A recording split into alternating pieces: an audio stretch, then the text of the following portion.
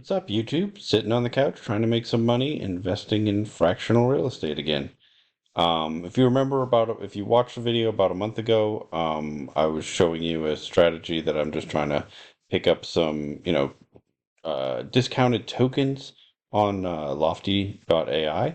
If you didn't see that video, I'll put a link in the description below so you can see when I bought these properties.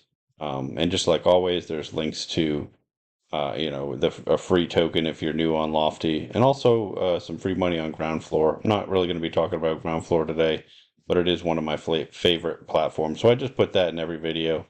I think that if you're thinking about investing in real estate online and you're not really sure where to put your money, I think that's one where I would at least do some due diligence and see if that's the right fit for you. It's one that I've put a little bit on, and I've been doing more and more lately.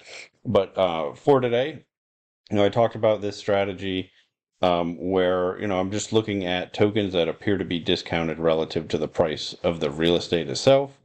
Not necessarily in markets where I'd typically invest in. I think the three properties I'm going to show you today are two in Chicago and one in Akron, Ohio. Not necessarily even neighborhoods or properties themselves that I'd normally buy, but I think just appear to be at such a discount that relative to what their prices appear to be to me that I just picked some up. And the way that I'm doing this is a little bit different from some of the other ones I'm investing in on the platform. I'm not spending nearly as much time on due diligence because I'm not buying a lot of tokens. I might be buying. I think I've only bought 10 of each of these. So $250 roughly. Some of them were a little more, some were a little less than others. Um, well, I just wanted to give you an update on the three that I picked up in that video and just show you where they are today. And just mention a couple of things that I think if I'm going to keep with this strategy. I think it's a good one.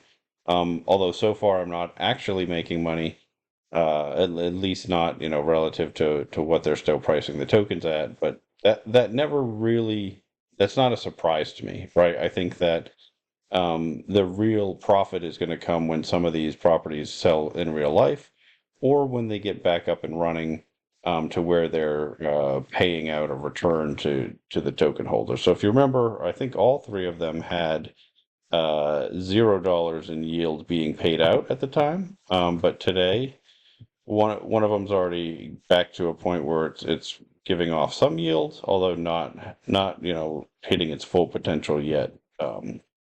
But so these are the three properties, and I'm going to give you some info as we go. So this one, starting price today is 25 tokens, and I think I spent 26.99 per token. There's been no change to the yield. One of the things I want to mention is staking and how that can increase some of the rewards for these. And I've mentioned that in some other videos, but it is, something to think about when buying these non-performing tokens. There is no liquidity pool for this property, and so I wasn't able to stake this one. So if you look at it, I've got this one across the bottom. If you look at their current price, relative to mine, I've lost $20 on this one on that basis, just comparing token to token price.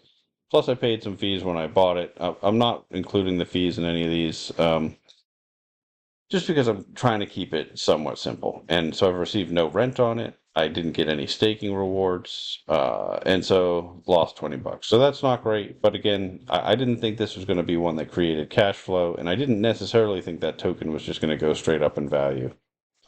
It's a property that I think in the long run, at some point it'll either become performing again, and that token price will go up, or it'll stay the way it is, and there'll be a vote to sell the property.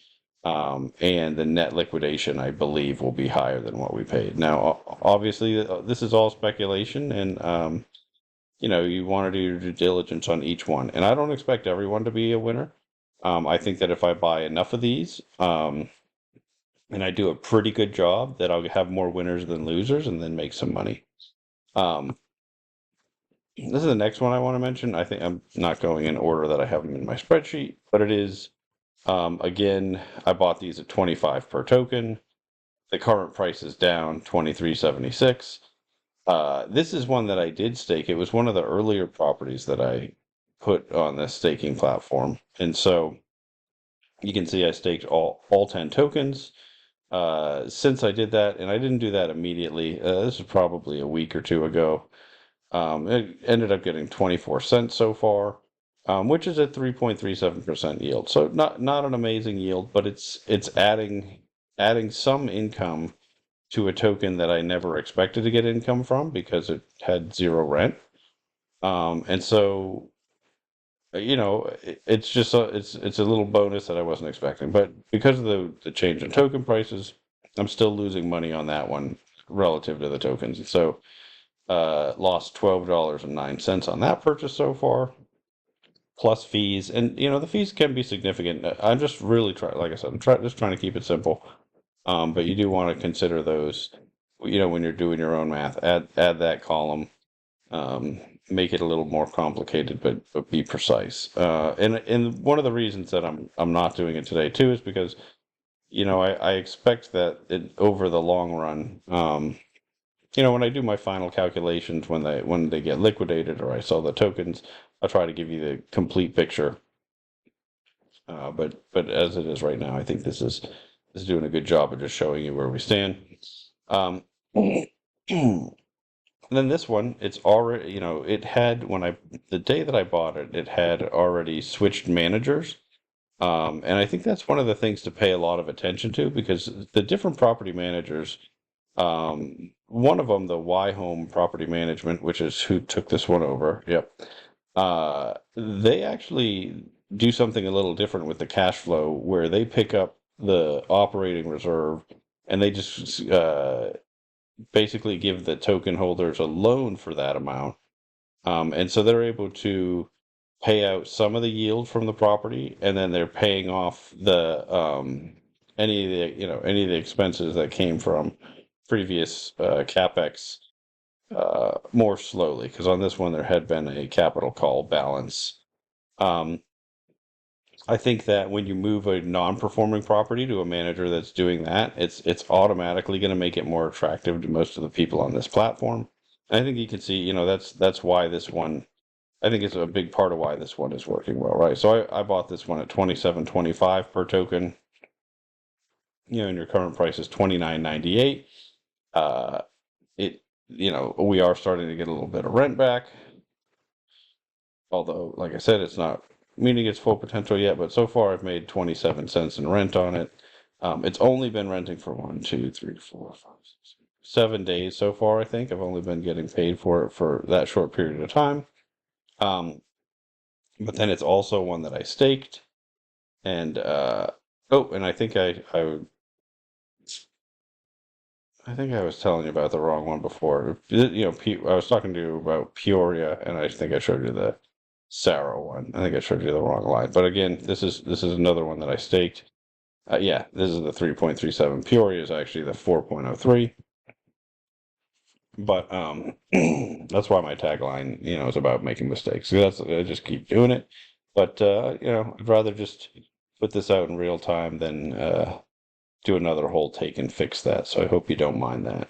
When I do notice I made a important error, I try to always correct it or put a new video out with better information later.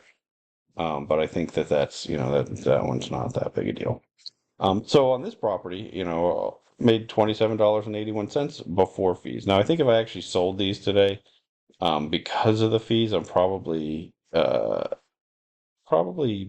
still losing money or very close to break even. But this is after just 1 month of holding it. I think if they liquidated that property today, just like I thought in the beginning, I think that I would make a profit. And so, my net at the moment still negative $4. Not a huge loss on that level of investment, but obviously I'd rather have it be a gain. I'll keep giving you updates on these. If I think this Sarah property is the one that is really the most interesting to think about because it didn't take much to move that token a decent amount, right? Like it just went from no income to a little bit of income to the token holders. had a new property manager, but it didn't change. It had already been rented, right? Like it didn't sign a new lease in that time. The structure of the financials just changed a little bit, right? The new manager came, and so now the way they do it pays out a little bit, where before it wasn't. The value of that property didn't change. They didn't do anything different to that. And this is sort of my whole point with these is that a lot of people are just looking at, is there a rental yield? If no, I'm selling. Now there's a cheap price. Is there a rental yield? Okay, there's something. That price is going to go up a little bit. And I think that's just an overly simplistic way to look at it, because your token is giving you a piece of that property. And so we really have to figure out, like, well, what is that property worth, right? Like, having a new manager did not change the value of this property. um, the fact that you get some of that rent current versus having it go towards, changing the way that it's paying off a capital call. Now, I guess the interest rate does change a little bit, because I think the capital call interest rate on this balance was higher. I'm not really sure about that, but I believe that's the case. And so, um, there's not a good reason for this really to be a couple bucks higher than it was just a month ago. But it is what's happening, right? And the other ones that have just sat there and gone down, I don't really think anything's changed with them either, right? And so it just goes to show you that uh, it is an inefficient market. And, that's one of the things. Real estate in general is an inefficient market, and it's why there's potential to profit, right? Like, if everybody is paying exactly what every token is worth, then you're not really going to get money other than your yield. And then you just have to be really sure that that yield that they're stating is your real yield. But in an inefficient market like this, where stuff is just not priced properly relative to the value of the underlying asset, even though in this first month of holding these, I'm not making money, I still really believe in this particular strategy. I have, and I put some videos out about this, where I've bought and sold ones, or bought ones right before they sold, of some of these not, non-performing properties. And, the liquidations end up being a little bit more costly than I expect. There's a few more expenses. I figured out since buying these that, where you can go and look up and see, that the outstanding balance, like if you have unpaid bills and stuff. And I think that if a property is close, right, like if your liquidation value is a little bit closer to what you're paying, you really have to dig into those numbers and make sure, because it's very possible to buy a token, turn around and sell it, or have that property be liquidated and have all these expenses that they do tell you about. They're just not very clear. You really have to dig into the documents tab for most of these. And the one that is most helpful on a lot of these properties is, where are we going here? There we go. This operating reserve chart, so you can see how much is in the reserve. Right. Okay. So this one actually has a positive balance. You'll see a lot of them that have a large negative, and that means if you liquidated, you lose money. Now on this one, okay, and this is August, so it's we're still a little bit behind. We don't get the greatest. This just came in 13 days ago, though, right? We're not getting the greatest real-time data on a lot of these. But to the extent that you can, do your due diligence on what the current state of the property is. Let me see, where do we do there? You can get a better idea of what that liquidation might look like. It's also one of the things, I'm not pushing to have votes about liquidating any of these yet. Because I don't mind if they all turned into this one, where they're just starting to give you a little bit of money and the tokens are going up in value a little bit. And I'm getting a little bit of rental yield, and I'm getting a little bit of staking yield. Like, that could be, that could be something I'm happy holding on to for a while. Even though at the moment it's not working out yet. I think that I think, especially because, adding your staking and rents adds up. Now, a couple of things I want to mention. In the future for these, I'm not sure that I'll buy any like this one. There is no liquidity pool, as I mentioned. And so that means if you just click buy, you can only do a limit order, right? There's no pool out there to do market orders. Which also means I can't stake this property and get any return from that. And I don't think I'll buy any non-performing ones that I can't stake, because for these, there's nothing I can really do with it, right? Like, I can push for a sale, see if I can get a vote on that, and if it liquidates, or I can wait, right? I mean, real estate is all about patience, and this is another one where they're replenishing the reserve balance, and um, and after that happens, then you'll get some cash flow. Excuse me. And so, it could just be patient, and maybe make some money back that way. And so that's one of the things to remember. It's really easy to start to think very short term, because I have made some very short term money on here. But in general, real estate is a buy and hold. It's, you don't wait to buy real estate, you buy real estate and wait. It's very common, saying in this industry.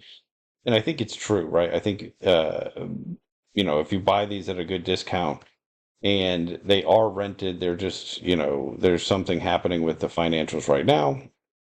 My goal is to make sure I'm protecting my downside, and that's why I'm looking for the deep discount. And I think in the long run, the upside should take care of itself, especially in a diversified manner where I have, a lot of opportunities to have better, bigger winners. And if I'm really limiting my downside, my average should be pretty good. If that's really what's going on here, only time will tell. I mean, it is, like I said, I mean, before buying any of these, do your own due diligence on each one. Really think about the strategy too, and if it's one that you're okay with. If you have, 10 properties sitting on in your dashboard, and nine of them are just haven't done anything, and one, you have one winner that you're happy with, or nine of them are slight losers, and you have one big winner, uh, or you have no winners over, in the short term. Are you going to be able to, hold on to that, and until things actually work out? And also, there's always the chance that you lose all of on all of them. And so you want to make sure you're not putting money in that you can't afford to lose, just like with any other investment, though. Um, I think that's all I want to talk about. I just want to give you that update, show you where things are, tell you a little bit, about how I'm changing my strategy just slightly, only buying properties with liquidity pools. Um, and that's about it. But so until next time, I'm going to just keep making mistakes so that you don't have to.